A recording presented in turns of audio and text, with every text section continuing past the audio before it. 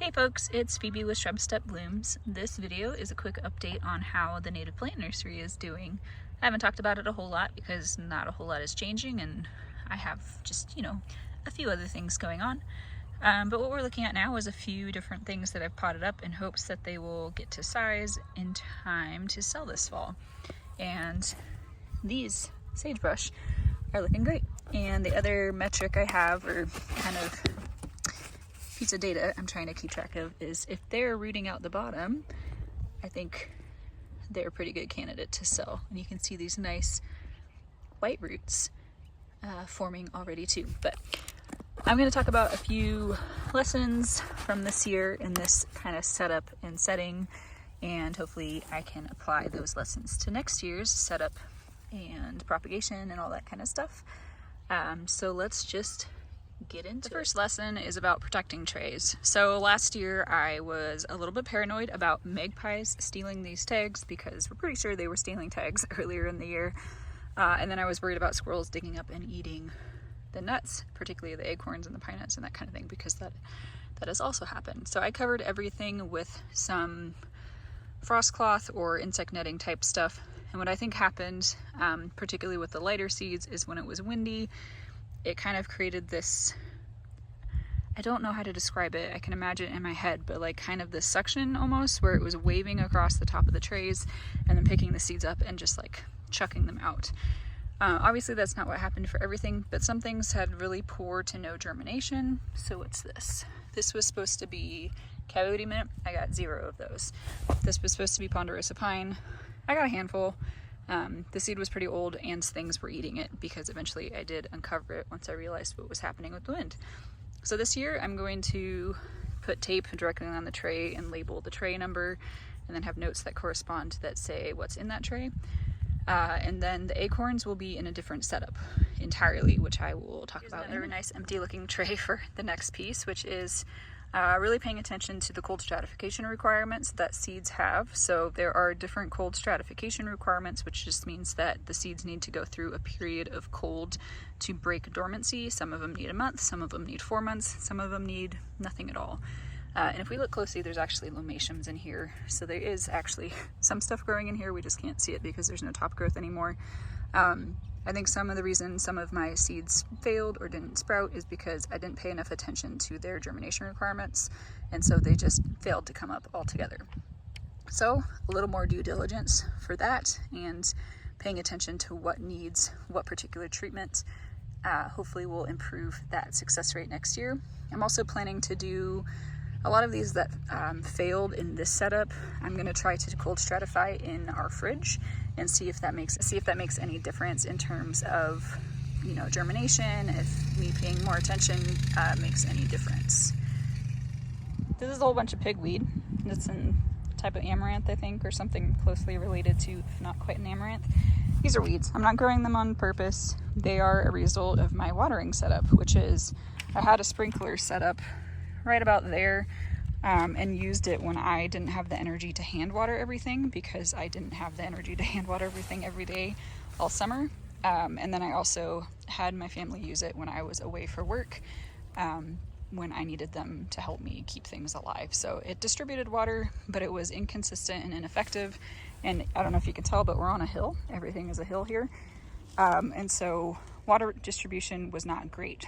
So my lesson for next year is to actually use some of the equipment I bought last year to build a better watering setup for myself that is less labor intensive and easy for anybody covering for me to use as well, and does some better water distribution. I've also looked into getting shade cloth because I think that will help to keep things happy and alive during the hotter parts of the year, when particularly these tubes dry out like nobody's business in the span of a day. In addition to just the don't water places where weeds are going to grow, I do need to get a better handle on just managing the weeds. So my very gracious husband weed whacked through here a couple times, but that's just not a long-term solution.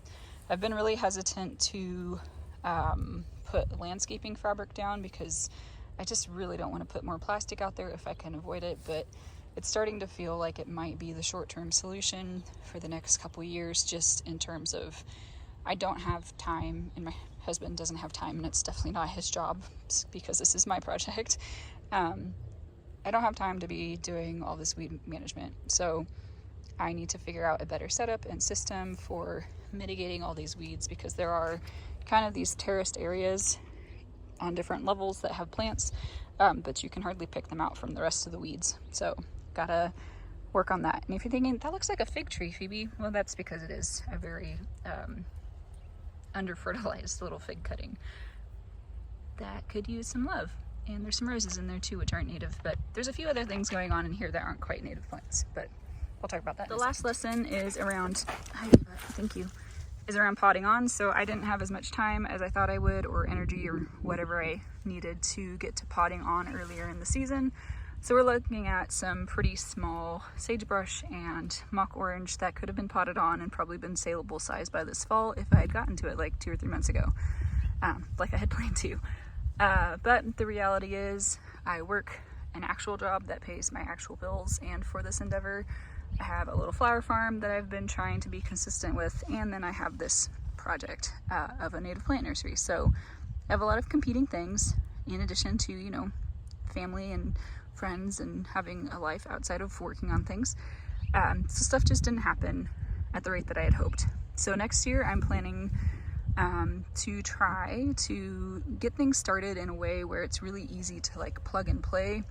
I really overseeded both of these species, and so it resulted in me like spending a lot of time dividing roots up and trying to, you know, divide them into different pots, whereas if there were a single plant per tube, I could have just, you know, plugged along a lot more quickly and efficiently. So I need to be better about thinning and not overseeding quite so much, and hopefully that will make the potting on process go a lot more smoothly next year. I also lollygagged on getting potting mix, so there was that limiting factor. Now I have a pile of it, I know where to get it, and hopefully that will not slow me down next year. Some of the lessons learned were good lessons, so not all things that I need to fix or improve on next year obviously need to thin. I needed to thin these, right? There's so many little babies in there. This is big sagebrush.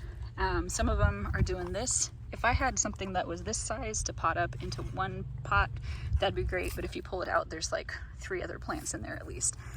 So the sagebrush did really well in this setting where I just put it in a tube and left it there. I think I probably did this one in October, November, December, sometime last fall. Threw it out here and it's been going. This was a 98 count tray with these 10 cubic inch tubes.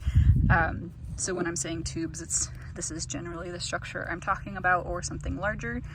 And so these did really well. I will continue to do sagebrush in this setup because there's not a reason to not do it that way. Another one that did really well in this setup is mock orange. So these are all baby mock orange plants, and they are crowded as heck. We're just gonna pause. But you can start to get a view of what they might look like if I had gotten to them earlier. So some of these are much larger. I could have had something much bigger if I had gotten around to potting them on earlier, but that's that. These are doing really well in this setup, so again, something that I'll probably continue to do in the chuck it out and leave it sort of setting. Over here, buried in some other stuff, is a bunch of common yarrow. This, again, you can tell by the growth on it, looking good. It's totally 100% rooted into the ground. So that's another part of my consideration of potentially putting black plastic down, because it'll be marginally harder for things to root into.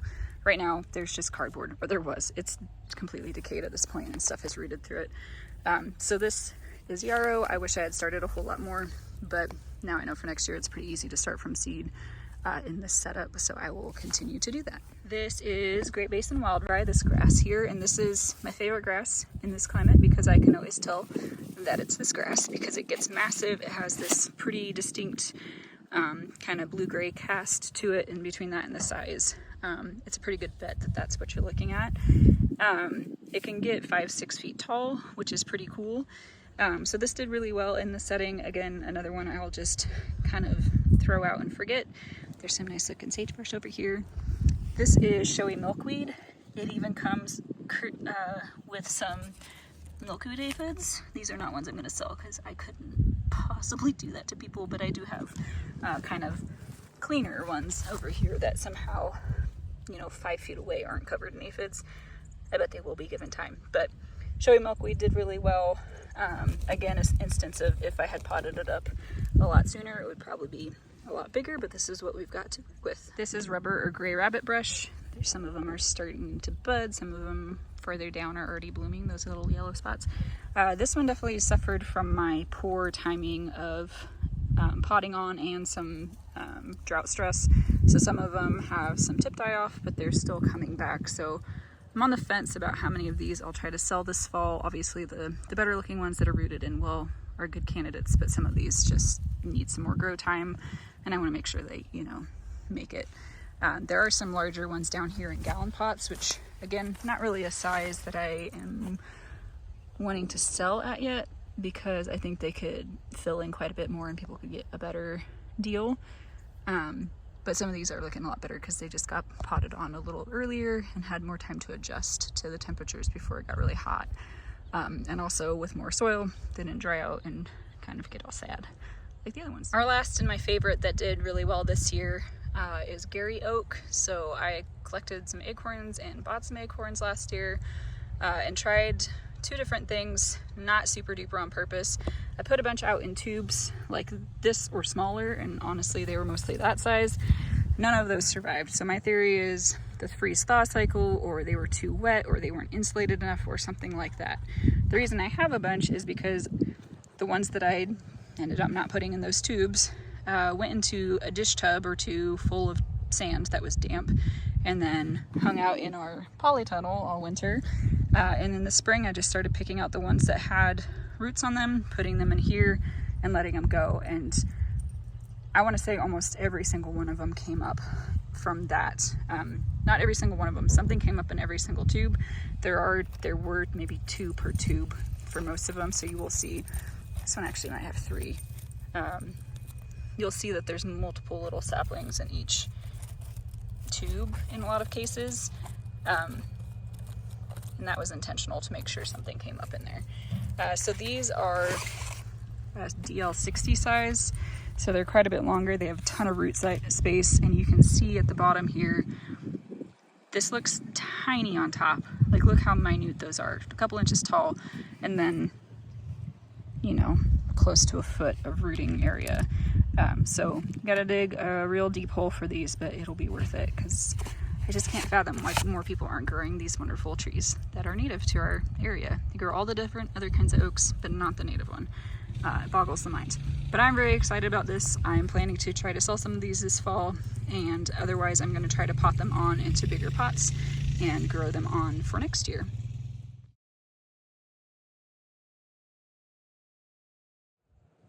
Something else I've been thinking about a lot, especially this fall as I prepare for our first plant sale, is the sizing of things and the pricing of things. So I haven't quite figured out my pricing. I have done some kind of market research to see what other fairly local companies do, so that I'm not, you know, undercutting them or being way overpriced, that kind of thing, so that I can kind of fall within the realm of possibility of what other people are charging. And then I also haven't quite totally figured out my labor costs and all that kind of thing, so I might set a price this year and realize it's not enough or it's too much or something like that, so we'll see. But these are the different size pots that I'm planning to work with in the near future, partially because they're easy to get for me, and then they're of a size that might be relatively easy for people to manage. The outlier here is this one. This one's going to be kind of hard to dig a hole for. It's 14 inches deep, but it's primarily or pretty much only going to be used for oaks, as far as I know at this point, which need a lot of taprooting space. So the first kind of size group are these smaller pots. This is a 3.5 inch pot. This is what you get like your veggie starts at the grocery store in. And then this is a 10 cubic inch tube, I guess. And this is the standard that fits in that 98 cell tray that I was showing earlier. The next size is this 8-inch mini tree pot. This is, I'm going to use for pretty much every forb and flower and grass. I'm going to bump up into these gallons, probably not literally, because you can see there's a height difference, so something that was growing in this probably can't transfer super easily to this, but this can transfer to here and here. Shorter items can transfer into a gallon. So that all depends on your starting size and how you're able to transfer into pots. And then like I said, this will be for oaks. The one that's missing is a 2-gallon size, so this is called a trade gallon. It's not like a literal gallon, but about two times the size of this is a trade 2-gallon. So I'm thinking that for the things that I need to bump up for people who want bigger shrubs or trees to kind of get a jump on that establishment time. So that's the sizing that I'm working with. Another nice little sagebrush. You can see taproot coming out the bottom. It needs to go. I got distracted when I was working on these, so there's still much to do. I was showing this earlier. These are gallon size pots. There's some golden currant back there. There's some mock orange here. There's figs and roses down there that are not native, some more currants, some rabbit brush, more grass and stuff like that. And this is all stuff that's growing on for next year. It's not at all a size that I would want to sell right now because it's just not going to be right size for the quantity of money that I would need to charge for it. So the reason there's figs and stuff is because I am trying very, very hard to get a fig forest established here. I think we're just barely warm enough where we can get some things to at least survive, their roots survive through the winter. My biggest issue so far has actually been gophers eating them. So last year the gophers ate like 3 of them and 2 came back from the root that hadn't been eaten. So those are desert kings. If I do figure out how to safely, easily grow figs, it's something that I do want to offer because I do plan to have a small section of the nursery that's not native plants, that might be food plants or ornamentals that are not invasive. But that's all evolving. I might change my mind because, you know, things change and plans change and priorities change. So we'll see what happens with that. But that's just a little glimpse of what's going on in the nursery. There's also all these things in those 3.5-inch pots. Oh, there's Pearly Everlasting down here. That actually did pretty well. So I potted it on. There's a bunch more yarrow. There's some helenium. There's roses. There's all these other things. And I just realized it's all blurry. I'm sorry. A lot of these are destined for either being potted on to sell, like the helenium, hopefully one day, which is this one here. And if you've been following along, that's that massive yellow daisy looking flower that I was talking about a while ago out in the garden. But a lot of these are also destined for me to plant out to be seed increase, because I need more plants to generate more seed, and that's a big thing in the kind of restoration world, is there just isn't enough material to go around. So I'm hoping to be part of the answer to that. But let's just take one more look at these oaks, because they're starting to turn fall colors, which is another wonderful thing about these trees. Like, why wouldn't you want that? They have fall color. It's lovely. But with that, I'm going to say goodbye, and I hope you enjoyed something, learned something, or if you have any questions, throw them in the comments below.